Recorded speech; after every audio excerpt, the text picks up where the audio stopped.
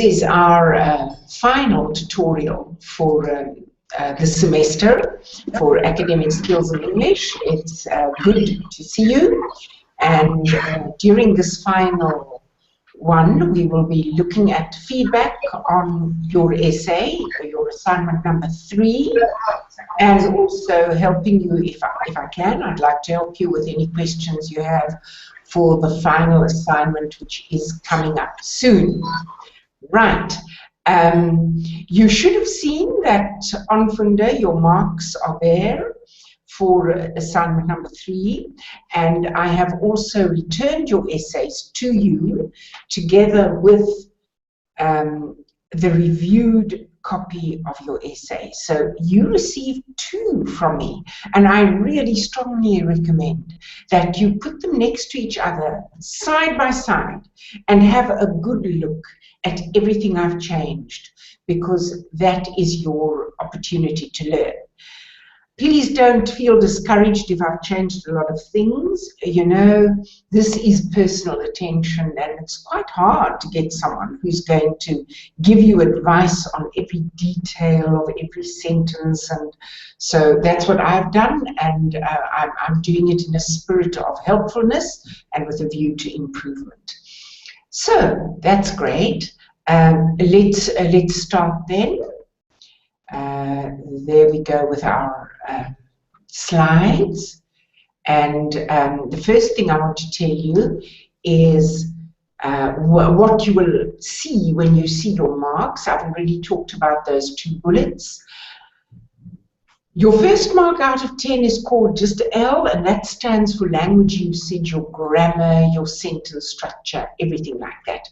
The second 10-mark section is for paragraphing, simply for paragraphing correctly. In other words, you had an introduction, you had a conclusion, and then in the body of your essay, you had a whole lot of paragraphs, each one about a distinct mini aspect of the topic. Remember that when you write an academic essay, the paragraphing does everything. It's not an article, so you shouldn't have subheadings or bullets or lists of any kind. Right, and then there's another little 5-mark point there for the development and structure. In other words, is there really a thesis statement in your introduction? Do you follow the conventions that, for instance, the conclusion should pull everything together in a memorable way without being boring or without giving new information? It's a good challenge. So when you see LPD, then that's what they stand for, L, P, and D, and you can see how it is that you got your mark. What you should notice is that there was no mark for content.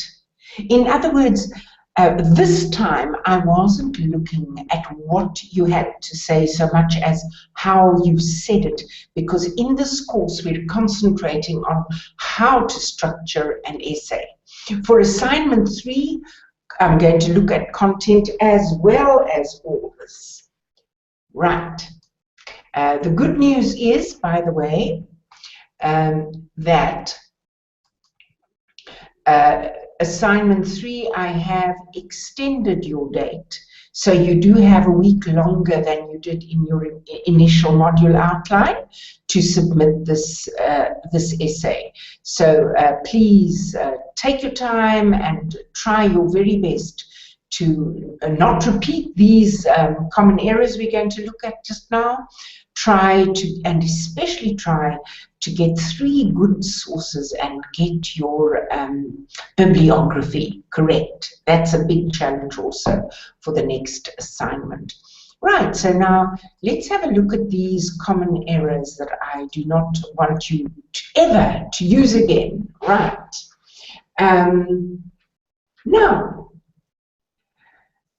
I'm going to show you these one by one, and if you know what's wrong, please write me a little note in the chat.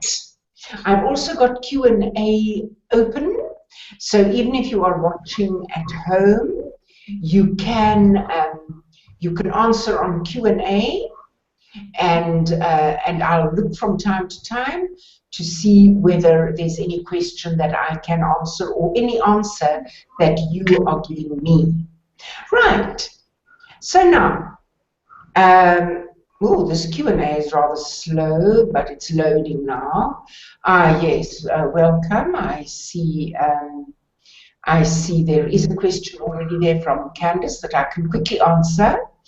The criteria for assignment 4 are, well, there are some in your module outline, and there are some mentioned, the assessment criteria, in the actual assignment itself.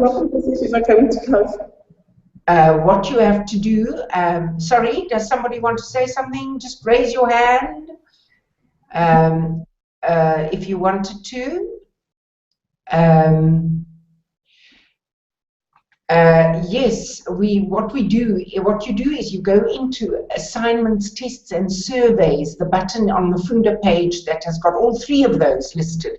That's where I've got your assignment, and click on the assignment and find the question and click on the blue question, and then you will see everything you need to know. But it is also in your module outline what I'm looking for.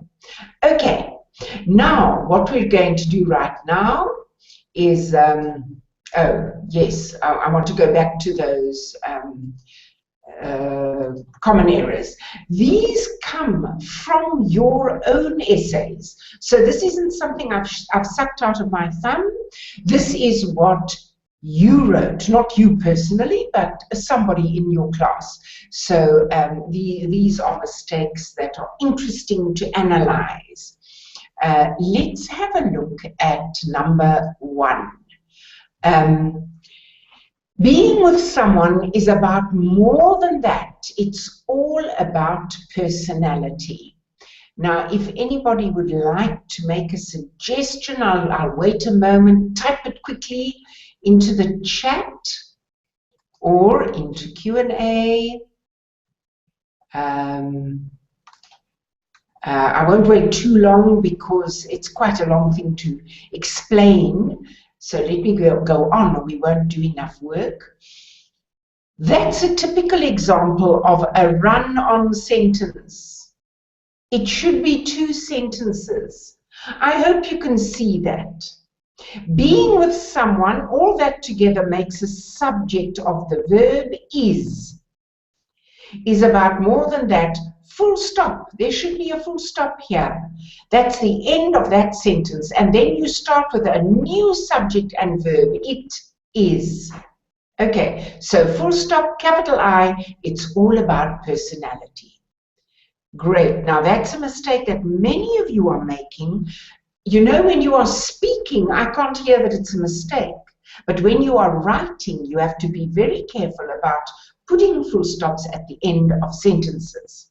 Right. Number 2.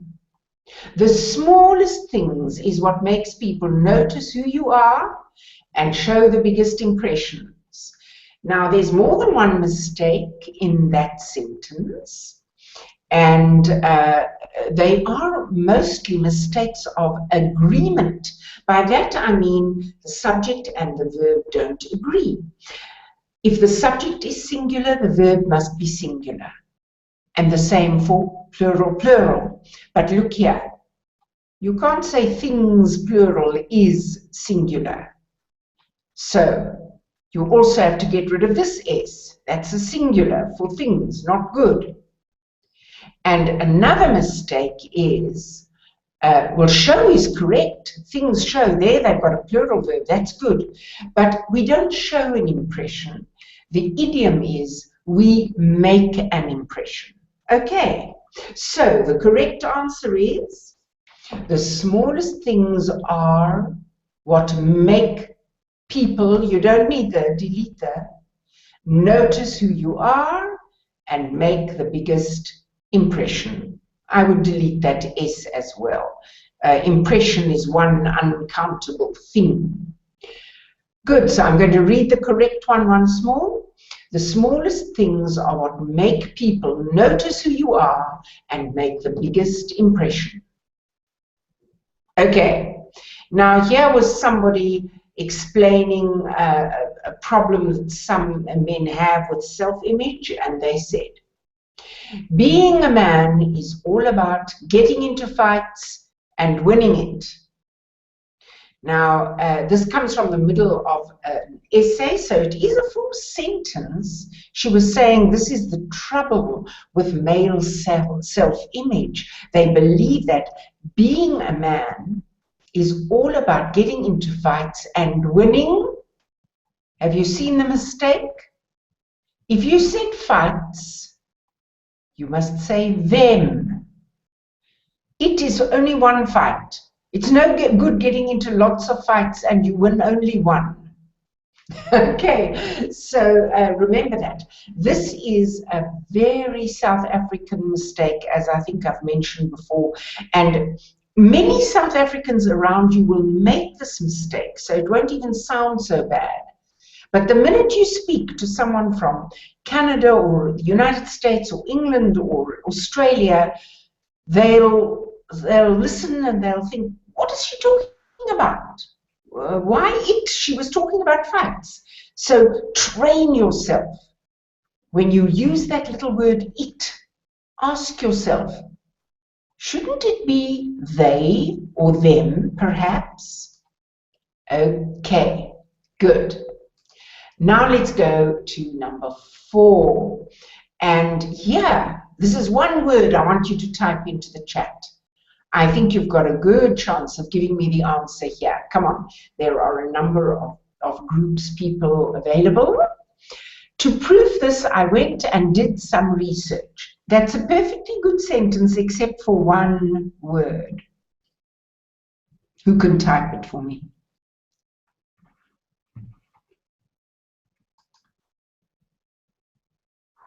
The word is proof, because proof is a noun. And after to, you want a verb. She was doing something. And the verb is spelled P-R-O-V-E. So the correct form of the verb is P-R-O-V-E. Don't use a noun when you need the verb. Good. Number 5. Every day people are reminded of how they should dress and act through TV. Now, normally we write TV without that first full stop when we are typing. When you're typing, you can just use the capital letters. That's fine. And why is this ambiguous? The difficult word here is every day. Because when you spell it as one word, it's an adjective. And it means everyday people, ordinary people. That's what it means. Ordinary people are reminded of how they should dress and act through TV. That's the one meaning.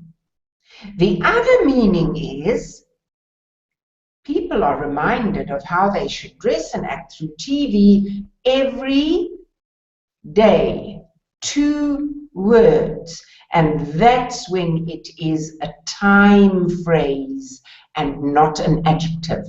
So now you know, if you say every day in this sentence, and I think the student meant to say it like this, you must use 2 words to make it the time phrase. Every single day, 2 words. But every day as one word is an adjective.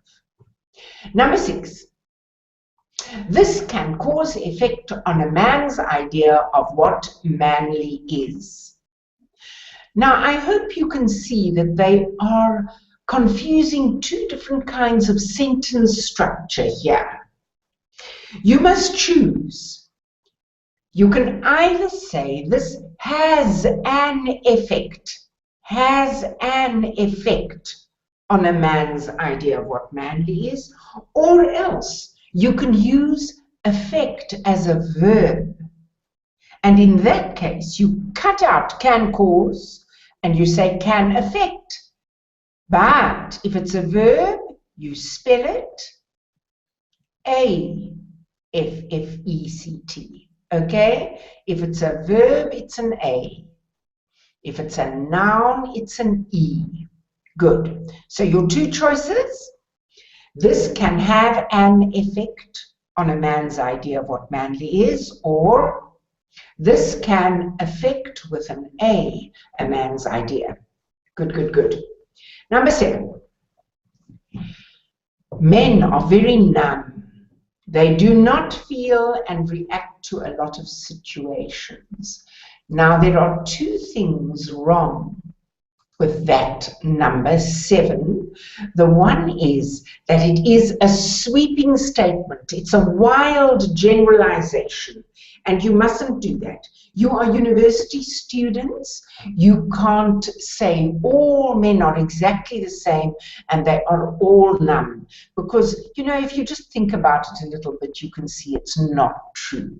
So be careful of making sweeping statements like all men and people and everyone.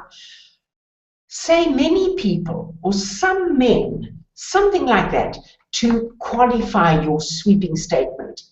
The other mistake is, this is 2 sentences. Can you see it again? Men subject are something. You've got a verb, it's a full sentence, and you finish there with a full stop.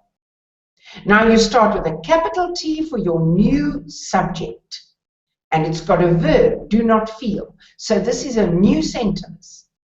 Men are very numb, full stop, except you shouldn't say that. And then, new sentence, they do not feel and react to a lot of situations. Okay. Right, let's go on. As I have said to you, the big thing about your next assignment is that it's not just an essay with your own opinion, which you could use for this assignment about men's self-image and attitude towards masculinity. I want this to be a much more academic essay, and I want you to go and study the topic, look at it carefully, and then also study your academic guidelines. Every student of Cornerstone has a copy of the academic guidelines available to them. When you go onto Funda, you can go straight into resources and you will find the PDF file there, academic guidelines. And you really do need to read through them carefully. You really do. You can't escape that, because one thing you have to do as you study at university is you have to give credit to your fellow scholars as you work your way through your degree. Right. Now, the first kind of referencing we're going to talk about is inline referencing, which means right in the middle of your essay, you might mention what somebody has said. Okay? Let's just read this together. At Cornerstone, we use a modified form of the Harvard referencing system. And the inline reference will appear immediately following the text cited. And it consists of 3 parts: the author's name, the year of publication, and the page number.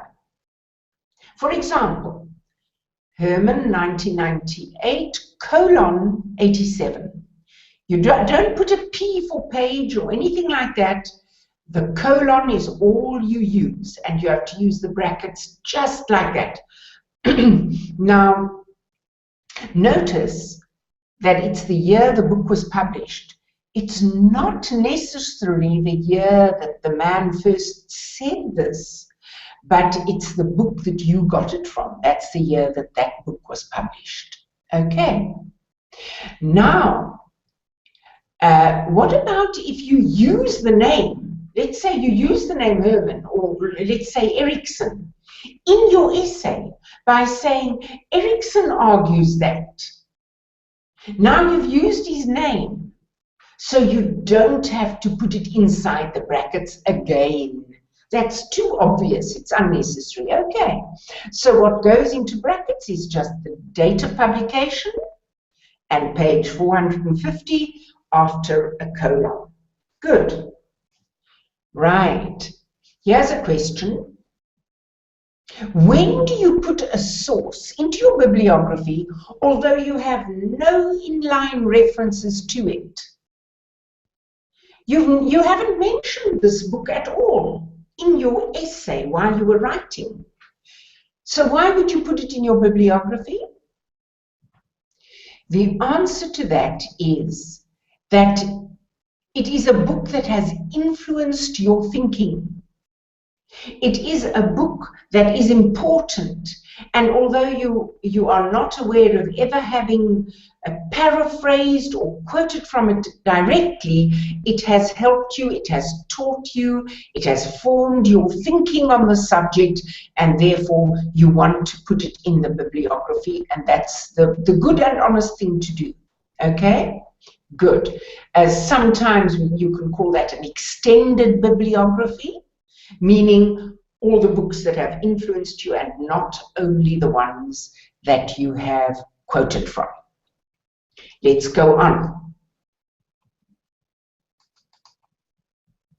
Now, we're going on to the actual bibliography. So we're not talking about in the body of your essay anymore. And the first thing that you might quote from is a book. Let's take an easy example of a book with one single author on the left-hand side. And by the way, this comes straight out of your academic guidelines. So it's all there. You can go and check again if you want to be sure. On the left-hand side, they give you the layout and the format. And on the right-hand side, they give you an actual example. So if you're quoting a book, you start off with the author, full stop. The year of publication, full stop. The title of the book in italics. Now, if you are writing something for a lecture and it's your own handwriting, you can underline that because it's very hard to write in italics, okay? But when you are typing, you just put the title in italics, and here, the colon, dubbelpunt in Afrikaans, the colon, shows you that there is also a subtitle. Now, sometimes if you look at the cover of a book, it's got a big dramatic title, and then under the title, in smaller print, there is another sentence or description or something about the book. That is the subtitle, and you will show it in your bibliography after a colon. Good, that's the title finished. The next thing you say is the place. And the last thing you say is the name of the publisher after a colon. And every colon and every full stop, including this last one, is important. You've got to get it perfect. You know, I've been working with these things for donkey's years. And I still go back to my academic guidelines from time to time to say, hey, wait a minute, is this right? Where's that full stop? So go and double check and look again and study them. For example, we said author. Now, this might be Michael John Erickson. And it's interesting to notice that, of course, you put the surname first because your bibliography is alphabetical. It's not numbered. Don't go 1, 2, 3. No, no. It's alphabetical. And he's got 2 names, but look at this. You only put 1 full stop. Okay? So Erickson, comma, MJ, full stop. Skip a space. 1991 is the year of publication. And space after the full stop. This is a nice, easy book. The whole title is simply Christian Theology, full stop. That's in italics, of course. Grand Rapids is the place, the town and colon. The publisher is Baker Bookhouse. Now, the interesting thing is that these things are not always so easy to find as you might think or hope. For example, the date, 1991, that is the date of the book that you looked at. If there is a new edition that has come out subsequently, but you didn't use that new edition, the second or the third or the 24th edition, you've got to quote the edition that you used, whatever number that is. And if they say nothing about edition, then it probably is a first edition, and you don't say that. You just say 1991. If they say, if your book is the second edition from 1998, then you will say 1998 second edition. The thing you've got to be careful about are reprints, sometimes called impressions. Sometimes they reprint the exact same book because it's sold out, but they haven't changed a single word, it's still the same edition. Do not give the date of the printing. Give the date of the publishing of the last edition. Okay? Right. And then, place. You sometimes have to be a real PI to find the place because it's confusing. They might just say NY. Okay. You know what that is. Anyone can guess what that is. All right, good, New York. But you mustn't say NY. You must say New York : sometimes they give both a town and a province or a state or a shire in England. And now, which one do you give? The best thing to give is the city, especially if it's a big city. Then give the city. If they don't say which city it's printed in, then choose the next best place name that you can find. So you see, you have to be a bit of a detective. Okay. Another thing we do here, if the book was published by, for example, the famous Oxford University Press or Cambridge University Press, then we summarize a little bit by saying here, we say place, we say Oxford : we say Cambridge : and then we simply say University Press. Even though the full name of the publisher is Oxford University Press, we don't repeat that. Good. So you see, it's more complicated than it looks, but it's all very nice and logical. Right, here's a book. Let's say that you have found a book that you can use for your essay.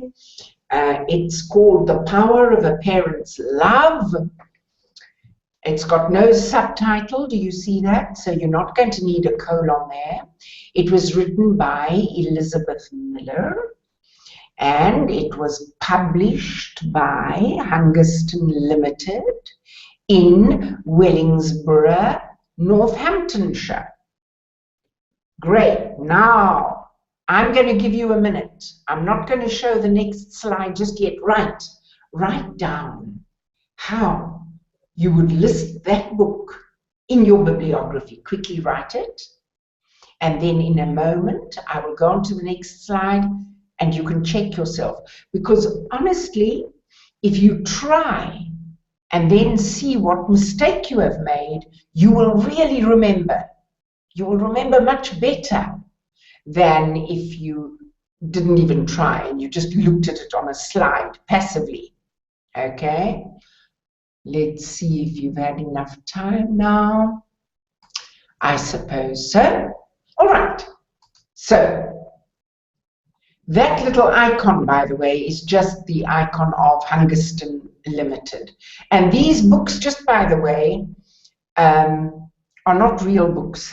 Don't try and find them in a library. I just made all this up, okay? If you tried to do what I asked you to do, you would have had a problem, and that is no date.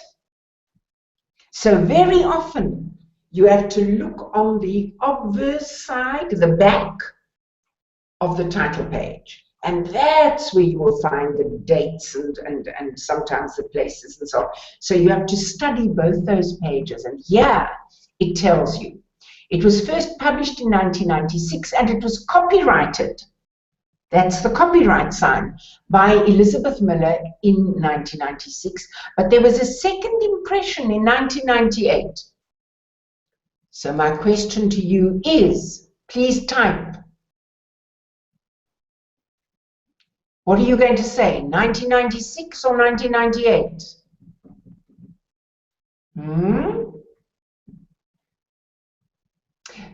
Good, Rehoboth, that's the right answer. Very good. You're going to say 1996 because I told you second impression is just a printing. It's the same book. You ignore that. But if it said second edition, then you would have said 1998. Okay, and the rest is just, you know, the whole description of copyright. This is why we have to be so careful, and telling you that Hungerston Limited is actually part of a bigger press. You don't need any of that. So now you can do your bibliographical entry. And it looks like this. Check yourself. Is that what you did? Miller, comma, E, full stop, 1996. The Power of a Parent's Love, underlined or in italics. And the place is Wellingsborough. In other words, you chose the town. As you know, it also gave a shire, which is like a province in South Africa. It's bigger. You don't give that. You give the actual town, Wellingsborough. And the publisher, after the colon, is Hungerston. Now, you can say Hungerston Press, nothing wrong with that. But you can leave out the name press or publisher. It's obvious. We all know that this last thing is the publisher. Now, I'm going to ask you some questions. Let's do it the other way around. Here is a bibliographical entry. Ooh, and I've made a mistake. Do you see what I did here? I forgot to do something. What did I forget to do?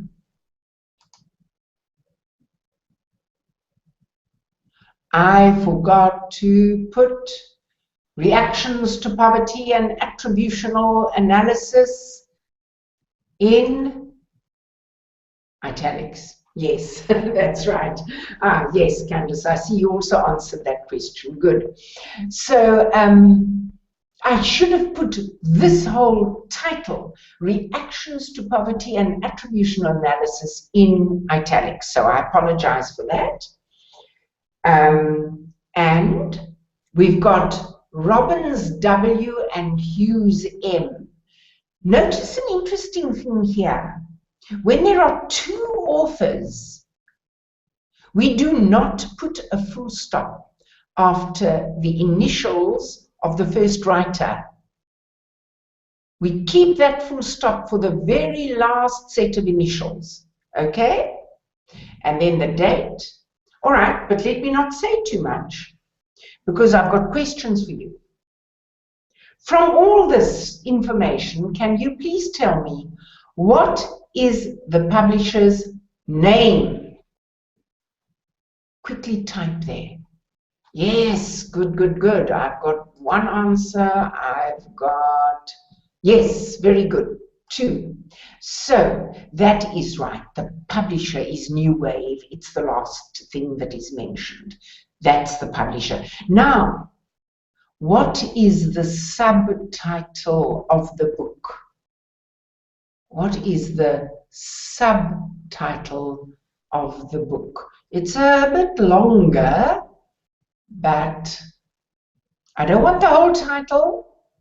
Please give me the subtitle of the book.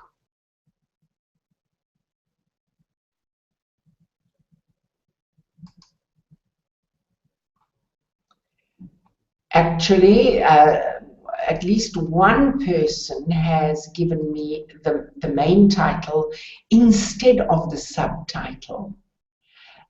So let me show you. The subtitle is an attributional analysis.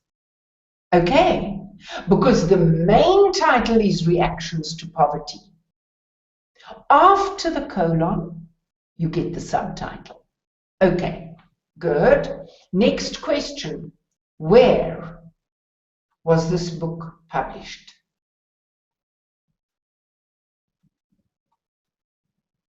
Where was this book published? And as you know, we like to have a city, if possible. Yes, wonderful, Kinshasa, which I hope you know is in the Democratic Republic of Congo. Yes, Kinshasa. And I've got a question, two by the way questions here.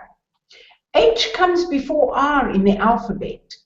So why is Robbins given before Hughes? Hughes should have come first, shouldn't he or she? No. The answer to that question, and you don't know it if somebody never tells you this, the answer to that question is that the main author gets to have his name mentioned first. And I can assure you that there have been some bitter fights between writers about whose name is going to be mentioned first, because it's important. It's the one that is going to be used to classify the book alphabetically and all that sort of thing. So Robbins was a more important writer than Hughes. So even though his name is not first alphabetically, it's given first. My other, by the way, question is the bibliography numbered, alphabetical, or both?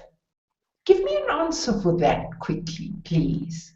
Answer: numbered, alphabetical, or both?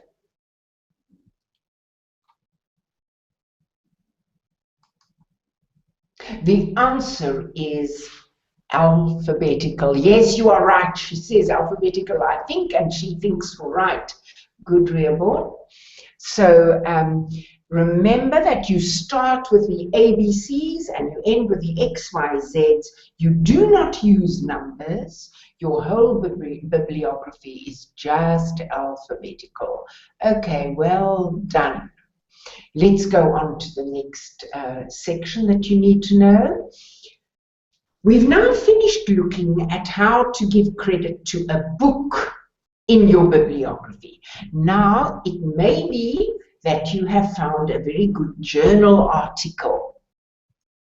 And journal articles are often high quality and they're academically checked, so we regard them as good sources and usually reliable. Look at this. Here's your example from your academic guidelines. First, you give the author or authors. Then you give the year. Then you give the title of the article, and then you give the title of the journal. And the title of the journal, listen carefully, the title of the journal is in italics. The title of the article is not in italics. So that's sort of quite confusing. Then after the title of the journal, you've got a comma, and you give, most journals will give you a volume and a number. These are both numbers. So you first put the number of the volume and then in brackets the actual number of the number, colon, the pages where this article is to be found, comma, and the month. Now, some journals are not printed in a month. They are printed in a season. Northern Hemisphere, they love to have a spring and a summer and a fall and a winter edition. So instead of September, you might have fall, okay? But now let's look at how that works out in practice. Here's your author, just one author with his one initial and a full stop. The year is 2004. His article is called Abundant Living in a Hostile Society. The journal title is the South African Baptist Journal of Theology, comma, volume 13, and it doesn't have a number, so there's nothing in brackets, pages 156 to 163. I know these are pages because they come after the colon. Only the pages come after the colon. That's how significant it is. Okay, so that's how we do a journal entry. Here's an actual journal, okay? You read an article. Now make a note of this because I'm going to ask you to do the journal entry now. Okay, you read an article called Absent Fathers by Irina Murray. And here's the cover of the journal where you found it, that should be just a comma, on pages 72 to 85. All right? This is called the South African Family Journal. Subtitle coming up here, do you see that? A Research Journal of Psychology, RSA. It is volume number 5, number 2 of volume 5. And it came out in April 2014. And you can see there's no father. That little girl might have been fostered or adopted, and there's no father. So this is all about absent fathers. Okay, give it a try. How are you going to give credit to that article in your bibliography? What are you going to start with? Do you think you can do it? Okay, I'll show you the next slide, and then we can see if you were right. There you go. This is what your entry will be. You'll start with the surname of the writer, of course, Murray. Her name was Irina, so it's just an E full stop. This was a very recent article. It's 2014. The article itself was called Absent Fathers. That is not in italics. The name of the journal, including the subtitle, it's all in italics. Do you see? The South African Family Journal, a Research Journal of Psychology, RSA. Okay. Comma. Volume 5, number 2 in brackets, colon. And then you give the pages 72 to 85, comma. And then you say April. So there's a lot to remember. Now, the last thing we're going to do is to discuss the internet. And, you know, long ago, thanks for that answer, Kane. Yeah, that was perfectly correct, by the way. Good for you. Long ago, lecturers used to say, no, the internet is just rubbish and things are unreliable. Now it's true that some sources are rubbish and you've got to be very careful. But more and more excellent sources are also available on the internet, so you have to know how to give credit. And this is what you have to do. You have to give the author, in this case, Ackerman, E. Then you give the year. So far, so good. It looks the same, doesn't it? 1996. And like the journal, the title of the article is not in italics. Writing your own web pages is the article. But the website, the bigger website on which you found this article is in italics, creating web pages, okay? And now suddenly you've got another date. Now remember this. When you are giving an internet credit, then you have to give the second date before you give the URL. And this is the date that the article was uploaded onto the internet. And you have to be a detective. If you search all over the website, you will find it. And if you really can't find it, then you say ND. What does ND stand for? What does ND stand for? Yeah, it stands for no date. So then you specify that you couldn't find the date, ND. And if you can't find this date, then you'll have two NDs. You'll have a no date here, and you'll have a no date there. Good. The next thing is the URL, which is, let me see if I remember, Uniform Resource Locator. Instead of website, that's a better term to use. It's the URL. Okay. Yes, Kane, your answer was correct. Very good. And finally, for your internet thing, you have got to say what day you saw this on the internet. This is because things vanish. They get taken down off the internet. And then the next person can't find them when they come and try to find them. So you cover yourself by saying, look, I don't know how long this is going to remain on the internet, but I saw it on the 22nd of January 2001. Okay. And please be careful to spell accessed correctly.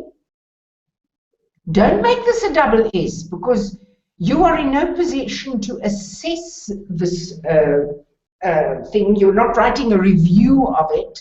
You just saw it. You accessed it. And another point, these brackets must be square brackets, not round brackets. That's how fussy we are. You say your accessed date in square brackets. Okay, so here's an example of that. This is the ND, N full stop, D full stop. Means I couldn't find the date that they uploaded History of the Musical.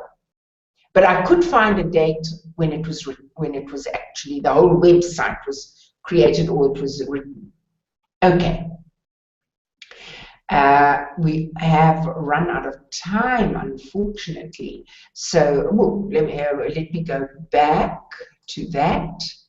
I hope I can do it now. Otherwise, what you must do is watch this again. I've got to go now for the next person coming. Go and answer those questions. Okay, see if you can answer them on that very last slide, because this tutorial will be available under tutorials or resources on our Funda page. Good, and good luck with that final assignment. Do your very best, and I hope you get a lot of enjoyment from it. Goodbye.